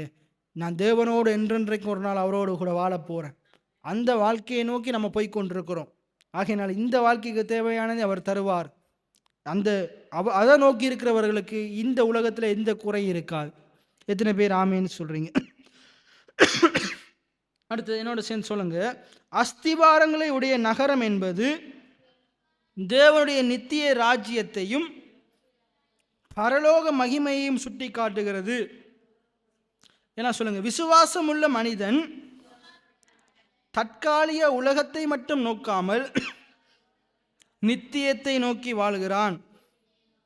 அப்ப நம்ம இந்த உலகத்தை மட்டும் கருத்தில் கொண்டு வாழாம நாங்கள் நித்தியத்தை நோக்கி, நித்திய தேவனை நோக்கி, அவருடைய நித்திய வார்த்தையை நோக்கி நாங்கள் அதை ஆதாரமாக கொண்டு அதை நோக்கி பார்த்து ஒரு விசுவாச வாழ்க்கை வாழும்போது கர்த்தர் இந்த உலகத்தில் நமக்கு வாக்குத்தத்தம் பண்ணினவைகளையும் அவர் என்ன செய்வார்? நமக்கு கூடுதலாக தருவார், அதிகமாக தருவார். எத்தனை பேர் ஆமீன்னு சொல்கிறீங்க? அது நாங்கள் நினைக்கிறதற்கும் ஜெபிக்கிறதுக்கும் அதிகமாகவே ஆண்டவர் நம்முடைய தேவைகளை, நம்முடைய ஜெபத்துக்குரிய பதில் ஆண்டவர் சந்திப்பார். எத்தனை பேர் ஆமீன்னு சொல்கிறீங்க? ஆகையினால இன்றைக்கு நாங்கள் பார்த்த சில காரியங்கள் என்னென்றா, விசுவாசம் என்ன செய்து தேவனுடைய அழைப்புக்கு கீழ்ப்படியுது. விசுவாசிக்கிறவர்கள் என்ன செய்வாங்க? தேவன் அழைக்கும் போது தேவனுடைய சத்தத்துக்கு கீழ்ப்படிவாங்க. விசுவாசம் என்ன செய்து ஒன்றும் புரியாவிட்டாலும் தேவனை நம்புது, தேவனுடைய வசனத்தை நம்புது. விசுவாசம் என்ன செய்யுது? ஒன்றும் புரியலாட்டியும் ஒன்றும் விளங்கலாட்டியும் தேவன் சொல்லிட்டாரா, ஆமாண்டவரே நான் கீழ்ப்படுகிறேன் நம்புது, கீழ்ப்படுகிறது. எத்தனை பேர் ஆமேன்னு சொல்றீங்க? விசுவாசம் என்ன செய்யுது? பொறுமையா இருக்குது, தேவனுடைய வாக்குத்தத்தங்கள் நிறைவேறும் என்று காத்திருக்குது. உண்மையான விசுவாசம் என்ன செய்யுது? பொறுமையா இருக்குது, தேவன் ஏற்ற நேரத்தில் அவனுக்கு கொடுத்த வாக்குத்தத்தத்தை நிறைவேற்றுவார் என்று காத்திருக்குது. அடுத்தது விசுவாசம் என்ன செய்யுது? தற்காலிக உலகத்தை விட நித்திய வீட்டின் மேலே நம்பிக்கை உள்ளதாக இருக்குது. ஆகையினால் இன்றைக்கு நம்முடைய வாழ்க்கையிலையும் நாங்கள் உண்மையாக தேவனுடைய வார்த்தைக்கு நம்ம விசுவாச வாழ்க்கை வாழுவோமா இருந்தால் நாங்கள் என்ன செய்வோம்? அந்த நித்திய ராஜ்யத்தை குறித்து, நித்திய வீட்டை குறித்து, ஆனால் இந்த உலகத்தின் மீது நம்முடைய கண்களை வைத்திருக்க மாட்டோம். ஏன்னா இதெல்லாவற்றையும் வாக்குத்தத்தம் பண்ணின தேவன் மேலும் அவருடைய நித்திய வீட்டின் மேலும் நோக்கம் உள்ளவர்களாக இருப்போம். ஆண்டவர் வாக்குத்தத்தம் பண்ணினவைகள் நம்முடைய வாழ்க்கையில் நிறைவேறும் அளவும் பொறுமையாக காத்திருந்து அவருடைய பலத்த கைகளுக்குள்ள அடங்கி இருப்போம். ஏன்னா ஒன்றும் நமக்கு சில காரியம் நமக்கு விளங்கலாட்டியும், ஏன்னா சில காரியம் விளங்கலாட்டியும் நம்ம என்ன செய்வோம்? நம்ம தேவனை நம்புவோம். இன்றைக்கு நமக்கு பைபிளில் எல்லா காரியமும் விளங்கணும்ன்ற அவசியம் இல்லை, ஒவ்வொரு நாளும் கற்றுக்கொள்கிறோம். இன்றைக்கு எனக்கும் நிறைய விளங்காமல் இருக்குது, ஆனால் நான் விசுவாசிக்கிறேன் கர்த்தர் உண்மையுள்ளவர். எத்தனை பேர் ஆமேன்னு சொல்கிறீங்க? என்ன கர்த்தர் உண்மையுள்ளவர்? ஒவ்வொரு நாளும் நம்ம ஆண்டவரை தேடும்போது நாங்கள் புதிய புதிய விஷயங்களை கற்றுக்கொள்கிறோம். நாங்கள் அறிய வேண்டியது கடலளவு இருக்குது. அதை நம்மளால் புரிஞ்சு கொள்ள முடியலாட்டியும் கர்த்தருடைய ஒரு வார்த்தையும் பொய்த்து போவதில்லை, ஒரு வார்த்தையும் தரையில் விழாது, எல்லாம் சத்தியமாக இருக்குது. தேவனுடைய வார்த்தை சத்தியமாக இருக்குது. எத்தனை பேர் ஆமேன்னு சொல்கிறீங்க? ஆகையினால தேவனை விசுவாசிக்கிற நாங்கள் இப்படித்தான் இருக்கணும். எல்லாம் என்னோட சேர்ந்து கடைசி ஒரு வார்த்தையை சொல்லுங்கள், நம்ம முடிப்போம். விசுவாசம் என்பது பாதை முழுவதையும் காண்பது அல்ல. விசுவாசம் என்பது பாதை முழுவதையும் காண்பது அல்ல, வழிநடத்துகிற தேவனை நம்பி முதல் அடியை எடுத்து வைப்பதாகும். எத்தனை பேர் ஆமேன்னு சொல்கிறீங்க? நம்ம போகிற பாதை ஃபினிஷிங் தெரியலாட்டியும் நம்ம ஒவ்வொரு ஸ்டெப்பாக அடித்து எடுத்து வச்சு போகிறது தான் விசுவாச வாழ்க்கை. நீங்கள் எல்லா வழியும் எனக்கு காட்டுங்க, அந்த போகிற வழியில் என்னென்ன ஆபத்து இருக்குது, என்னென்ன நதி இருக்குது, குளம் இருக்குது, எங்கே தண்ணி இருக்குது, எங்கே நல்ல தண்ணி இருக்குது, என்ன எங்கே நான் எனக்கு அது சாப்பாடு கிடைக்கும், அது எங்கே இறைச்சி கிடைக்கும், எல்லாம் காட்டுங்க, நான் வர்றேன்றது விசுவாசம் இல்லை. தேவன் வாண்டு சொல்லிட்டாரா, நம்ம ஒவ்வொரு அடியை எடுத்தா வச்சு போகிறதான் விசுவாசம். என்ற ஒவ்வொரு அடிகளையும் ஆண்டவர் ஸ்திரப்படுத்துவார். ஒவ்வொரு அடிகளையும் நமக்கு தேவையானது அவர் பார்த்து கொள்ளுவார். நம்முடைய பிரச்சனைகள் அவர் பார்த்து கொள்ளுவார். எத்தனை பேர் ஆமேன்னு சொல்கிறீங்க? அப்போ விசுவாச வாழ்க்கை, நான் அடிக்கடி முதலும் சொல்லுவேன், விசுவாச வாழ்க்கைன்றது நம்ம என்ன செய்கிற ஸ்டெப் படி எடுத்து வச்சு போகிறது, அதுதான் விசுவாச வாழ்க்கை. அப்போ எல்லாம் சொல்லுங்கள், விசுவாசம் என்பது பாதையை முழுமையாக அறியாவிட்டாலும் வழிநடத்துகிற தேவனை நம்பி ஒவ்வொரு அடியாக எடுத்து வைப்பதாகும். எத்தனை பேர் ஆமேன்னு சொல்கிறீங்க? அப்போ ஆபிரகாமை போல, எல்லாம் சொல்லுங்கள், ஆபிரகாமை போல நாம் தேவனுடைய வார்த்தைக்கு கீழ்ப்படிந்து அவருடைய வார்த்தைகளை நம்பி நித்திய இலக்கை நோக்கி வாழ அழைக்கப்பட்டிருக்கிறோம். அப்போ நானும் நீங்களும் எதற்கு அழைக்கப்பட்டிருக்கிறோம்? ஆபிரகாமை போல, ஆபிரகாமை முன்மாதிரியாக கொண்டு என்ன செய்யணும்? நித்திய வாழ்க்கையை நோக்கி, என்ன தேவன் நமக்காக நியமித்த ஒரு குறைவுமற்ற வாழ்க்கையை நோக்கி, என்ன எந்த கண்ணீர் கவலை துக்கமற்ற வாழ்க்கையை நோக்கி, இந்த உலகத்திலையும் அப்படிப்பட்ட வாழ்க்கையை அனுபவித்து ருசி பார்த்து அதை முன்ருசியாக பார்த்து அந்த நித்திய வாழ்க்கையை நோக்கி விசுவாசத்தோடு நடந்து போகிறது தான் விசுவாச வாழ்க்கை. ஏன்னா அதை நோக்கி இருக்கும்போது இந்த உலகத்தில் நம்ம போகிற பாதியாகி இந்த உலகத்தில் வருகிற கஷ்டங்கள், பட்டினி, வியாதி, வேதனை, குறைவு, தரித்திரம், ஏன்னா நம்ம ஏறெடுத்து வைக்கிற ஒவ்வொரு படியில் இதெல்லாம் வருமா இருந்தாலும் கர்த்தர் அதை நம்பி போகிறவர்களை ஆண்டவர் ஒரு நாளும் வெட்கமடைய செய்ய விட மாட்டார், தள்ளாட விட மாட்டார். வருகிற தேவைகளை எல்லாம் சந்திப்பார், குறைவுகளை நிறைவாக்குவார். போகிற பாதையில் அவர் நம்மளை ஸ்திரப்படுத்துவார். ஒவ்வொரு அடிகளையும் ஆண்டவர் ஸ்திரப்படுத்துவார். என்ன சொல்லுங்க, நான் போகும் பாதையில், நான் போகும் இந்த விசுவாச பயணத்தில் ஒவ்வொரு அடிகளிலும் ஆண்டவர் என்னை ஸ்திரப்படுத்துவார். ஆண்டவர் என்னை போஷிப்பார். ஆண்டவரின் தாகத்தை தீர்ப்பார். ஆண்டவரின் தேவைகளை சந்திப்பார். ஆண்டவரின் விண்ணப்பங்களுக்கு பதிலளிப்பார். ஆண்டவரனை அற்புத விதமாய் நடத்துவார். ஆண்டவரனை அதிசய விதமாய் நடத்துவார். எத்தனை பேர் ஆமேன்னு சொல்கிறீங்க? என்ன இதெல்லாம் எனக்கு நடந்த பிறகு நம்புறன்றது விசுவாசம் இல்லை. நான் என்ன சொல்கிறேன்டா, இப்போவே நம்புங்க, இப்போவே விசுவாசிங்க. கர்த்தர் உங்களை அதிசய விதைக்கத்தக்க விதத்தில், ஆச்சரியப்படத்தக்க விதத்தில் ஆண்டவர் உங்களை முற்றுமூடிய நடத்துகிற தேவனாக இருக்கிறார். அப்படியே நாங்கள் அனைவரும் விழுந்து நின்றவர்களாக அந்த வழி நடத்துகிற தேவனை நோக்கி நாங்கள் பார்ப்போம். ஆண்டவர் நம்மை வழி நடத்துகிறவராக இருக்கிறார். ஆண்டவர் நம்மை வழி நடத்துகிறவராக இருக்கிறார். ஆண்டவர் சொல்லுகிறார், நான் உன்னை நடத்துவேன், நான் உனக்கு போதித்து நான் நடக்க வேண்டிய வழியை உனக்கு காட்டுவேன். இன்றைக்கு ஆண்டவர் நமக்கு காட்டி இருக்கிறார். ஆபிரகாம் எப்படி நடந்தான்? அவன் போகிற இடம் கானான் எப்படிப்பட்டதுன்னு தெரியாது. ஆனால் அந்த கானானை வாக்குத்தத்தம் பண்ணினவர் அவருடைய வார்த்தையை நம்பி கீழ்ப்படிந்து அவன் முதல் அடியை எடுத்து வைத்தான். இன்றைக்கு உங்களுடைய வாழ்க்கையிலையும் இப்போ நீங்கள் இப்படியே இந்த ஆரான் போல இப்போ வாழ்கிறது ஆண்டுடைய சித்தம் அல்ல. எங்கேயோ இருந்து நாங்கள் புறப்பட்டோம், ஆனால் இன்றைக்கு நாங்கள் இருக்கிற நிலைமை ஆரான் தான். இந்த ஆரானில் நீங்களும் நானும் இருக்கிறது கடவுளுடைய சித்தம் கிடையாது. ஆண்டவர் உங்களை ஆரானுக்கு போக அழைக்கவில்லை, ஆரானில் குடியிருக்கும்படிக்கு அழைக்கவில்லை, கானானை நோக்கி போகும்படிக்கு அழைத்திருக்கிறார். நாங்கள் ஆண்டவருக்கு நன்றி செலுத்த போகிறோம். ஆண்டவரே, எனக்காக நீர் ஏற்படுத்தின கானானுக்காய் நன்றி, அதை நான் சுதந்திரிக்க எனக்கு உதவி செய்யுங்க. எனக்காய் நீ ஆயத்தம் பண்ணின அந்த பரலோகத்துக்காய் நன்றி. அங்கே நான் உம்மோடு நித்தியமாய் வாழ அழைக்கப்பட்டிருக்கிறேன், அதை நோக்கி நான் ஓடின எனக்கு உதவி செய்யுங்க. அதை நோக்கி ஓடும்போது இந்த உலகத்தில் எனக்கு எந்த குறையும் இருக்காது. என் ஒவ்வொரு அடிகளையும் நீர் ஸ்திரப்படுத்துவீர், என் வழிகள் ஒன்றும் பிசகுவதில்லை. ஏசையா ஏசையா ஏசையா, என் நீதி நீர்தானையா.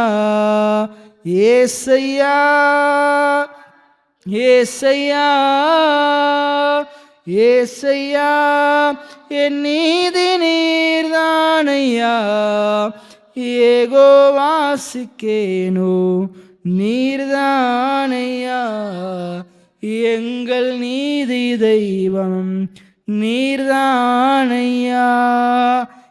ஏகோவாசிக்கேனோ நீர்தானையா எங்கள் நீதி தெய்வம், நீர்தானையா என் நீதியை வெளிச்சத்தை போலாக்குவீர், என் நியாயத்தை பட்ட பகல் போலாக்குவீர், என் நீதியை வெளிச்சத்தை போலாக்குவீர், என் நியாயத்தை பட்ட பகல் போலாக்குவீர். உமக்காய் காத்திருப்பேன், உம்மையே பற்றி கொள்ளுவேன், வார்த்தையால் திருப்தியாவே, சமூகத்தில் அகமகிழ்வேன். உமக்காய் காத்திருப்பேன், உம்மையே பற்றி கொள்ளுவேன், வார்த்தையால் திருப்தியாவே, சமூகத்தில் அகமகிழ்வேன். ஏசையா ஏசையா ஏசையா என் நீதி நீர்தானையா, ஏசையா ஏசையா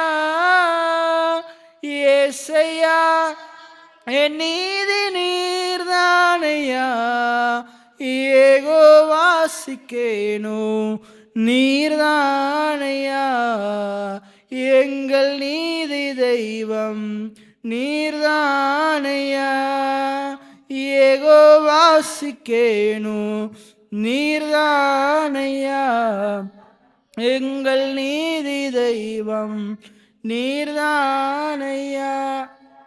நல்ல ஆண்டவரே, அருமையானந்த மாலை வேளைக்காய் நன்றி செலுத்துகிறோம். உடைய சமூகத்திலே சிறிது நேரம் பாட, துதிக்க, விண்ணப்பங்களை ஏறெடுக்க, உடைய வல்லமையுள்ள வசனத்தை கேட்க தந்த சலாக்கியத்துக்காய் நன்றி ஆண்டவரே. எங்களுடைய விசுவாச பயணத்திலும் வாழ்க்கையிலும் ஆபிரகாமை போல ஆண்டவரே வாக்குத்தத்தம் பண்ணின ஆண்டவர் இடம் இன்னதென்று எங்களுக்கு தெரியாவிட்டாலும், எங்களுடைய வாழ்க்கை எப்படி இருக்கும் என்று தெரியாவிட்டாலும், இன்றைக்கு எங்களுடைய மாம்ச கண்களினாலே அந்த பரலோகத்தையும் நீர் எங்களுக்காக நியமித்த வாழ்க்கையும் எங்களால் பார்க்க முடியாவிட்டாலும், அதை வாக்கு பண்ணின உண்மை நாங்கள் நம்புகிறோம். உம்முடைய வசனத்துக்கு கீழ்ப்படுகிறோம், அதன் வழியிலே நடக்கிறோம். எங்கள் அடிகளை நீர் ஸ்திரப்படுத்துவீர். பாதைகளில் வருகிற எல்லா பிரச்சனைகளிலிருந்தும் நீர் எங்களை தப்புவிப்பீர், பாதுகாப்பீர். எங்கள் ஜெபத்தை, விண்ணப்பங்களை கேட்டு அதற்கு பதிலளிப்பீர் என்றதை நாங்கள் முழுவதுமாய் நம்புகிறோம் ஆண்டவரே. தொடர்ந்து எங்களுடைய வாழ்க்கையிலே நாங்கள் உம்மை நம்பி ஒவ்வொரு அடிகளை எடுத்து வைக்கத்தக்கதாக சோர்ந்து போகாமல் தொடர்ந்து நாங்கள் ஓடிட உம்முடைய பலனை தருவீராக. பவுல் சொன்னது போல ஆண்டவரே, விசுவாசத்தை நாங்கள் ஆண்டவரே விசுவாசத்தோடு எங்களுடைய ஓட்டத்தை முடிக்க, ஆண்டவரே எங்களுடைய முடிவிலும் எங்களுடைய விசுவாசத்தை நாங்கள் காத்து கொள்ள எங்கள் ஒவ்வொருவருக்கும் நீர் எங்களுக்கு அனுக்கிரகம் பன்னீரளவனும்படியாய் செபிக்கிறோம். வெறும் ஆண்டவரே அப்பா சுவாமி வாயின் வார்த்தையாக அல்லாமல் இதுவே எங்களுடைய வாழ்க்கையாய் மாறுவதாக சுவாமி. இந்த வெளிப்பாட்டை எங்களுடைய சபை மக்கள், எங்களுடைய உறவினர்கள், எங்கள் அக்கம் பக்கத்தில் இருக்கிறவர்கள் அறிந்து கொள்ள, இந்த சத்தியத்தை அறிகிற அறிவை அந்த பிள்ளைகளுக்கு நீர் கொடுக்க வேண்டும்படியாய் செபிக்கிறோம். 112ஆம் சங்கீதத்தின்படி உம்முடைய வேதத்தின் மேல் ஒரு பிரியத்தை எங்கள் பிள்ளைகளுக்கு ஆண்டவரை எங்கள் சபை மக்களுக்கு நீர் கொடுத்திட வேண்டும்படியாய் செபிக்கிறோம். ஆண்டவர் வந்த பிள்ளைகள் ஒவ்வொருவரையும் ஆசீர்வதிக்கிறேன். ஒரு நாளும் உடைய வசனத்தை கேட்கிறவர்கள், தேடுகிறவர்கள், அதில் பிரியமுள்ளவர்கள் ஆண்டவர் ஒவ்வொரு நாளும் அசைக்கப்படாது இருப்பார்கள், வெட்கப்பட்டு போகாமல் இருப்பார்கள். இந்த பிள்ளைகளை நீர் அதிகமாக ஆசீர்வதிங்க.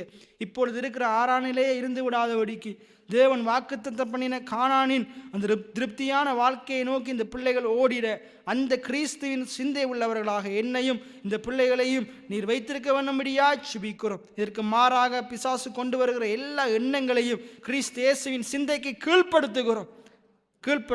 எங்களை தாழ்த்தி உயர்த்தி ஆண்டவராக இயேசுவின் நாமத்தினால் ஜெபம் எடுக்கிறேன். ஜீவனுள்ள நல்ல பிதாவே, என் ஆத்துமாவே கர்த்தரை சோஸ்தரி, என் முழு உள்ளமே கர்த்தருடைய பரிசுத்த நாமத்தை சோஸ்தரி. என் ஆத்துமாவே கர்த்தரை சோஸ்தரி, அவர் செய்த சகல உபகாரங்களை மறவாதே. ஆமேன். கர்த்தர் உங்களை ஆசீர்வதிப்பாராக.